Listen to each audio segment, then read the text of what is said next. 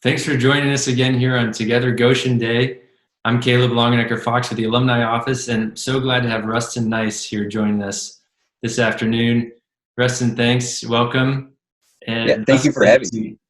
Rustin is the head men's and women's cross country and track coach, as well as on the athletic leadership team. Yeah, perfect. That's a mouthful, isn't it? Well, thanks. Well, Rustin, we've kind of been bouncing around trying to get different perspectives here today, and would love to have an update on student athletes and your engagement with them during this time. What does life look like for you? It looks a lot like what it looks like for a lot of people right now, just a lot of little faces on your screen.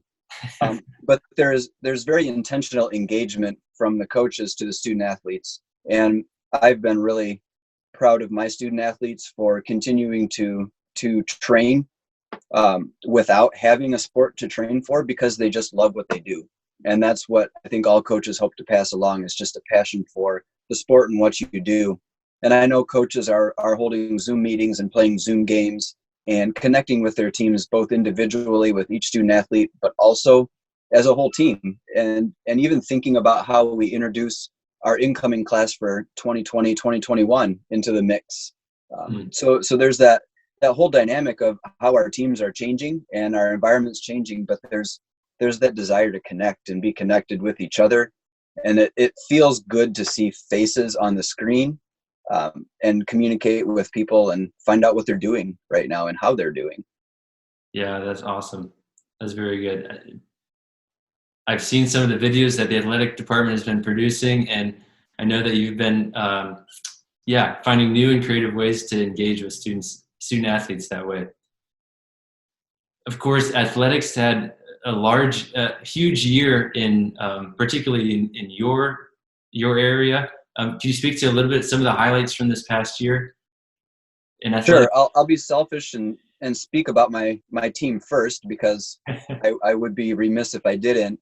But just the success of our cross country program in the fall, the men's team making the national tournament and finishing 20th overall, and the women's team, while not finding as much success on the cross country course, but academically outstanding, over a 3.7 cumulative GPA, says a lot about the team and their efforts. And then we shifted into track, and we had national qualifiers, and we had an All-American, school record holders and conference record holders. So it was a good year. We took 5 to South Dakota right before the seasons were closed down, and so we had some success there, and we're really happy. But also, I think about women's soccer and how they qualified for the conference tournament and finished 7th. So they continue to make that progress to making the conference tournament and being able to play in that.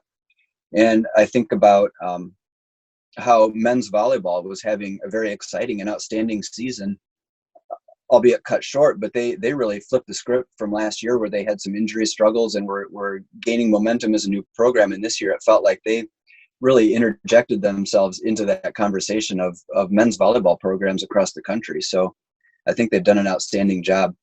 And just watching all the sports, men's and women's basketball, men's soccer, I'm trying to think who I didn't mention, women's volleyball, but adapting to having some new coaches and being led in that way, but also the character they showed both in the classroom, but out on their respective game fields or wherever they play their games. It was just outstanding to see the sportsmanship, but also the connections that they're making and the life lessons that they're learning.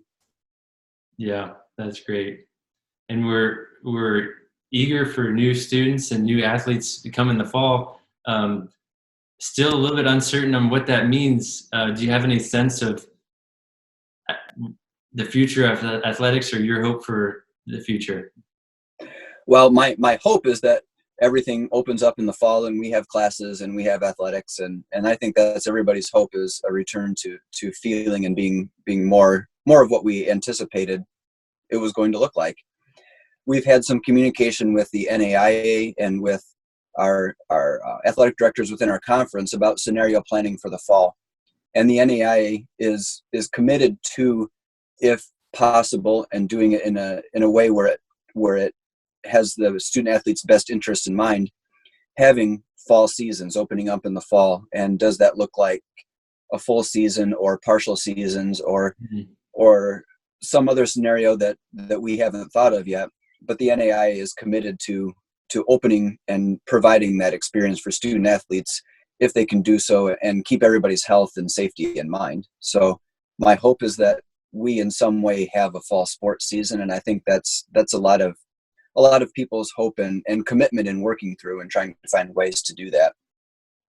Yeah, absolutely.